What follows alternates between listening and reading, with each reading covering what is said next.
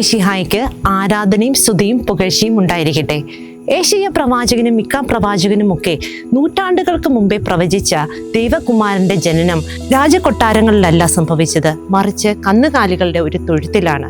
Christmas എളിമയുടെ സന്ദേശം നൽകുന്നു. എളിമയുള്ള ജീവിതങ്ങളിലേക്ക് ദൈവത്തിൻ്റെ കൃപയും കാരുണ്യവും പരിശുദ്ധാത്മാവിൻ്റെ ദാനങ്ങളും ചൊരിയപ്പെടുന്നു.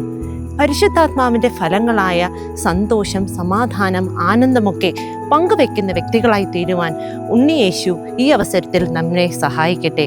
എല്ലാവർക്കും ക്രിസ്മസിൻ്റെ ആശംസകൾ.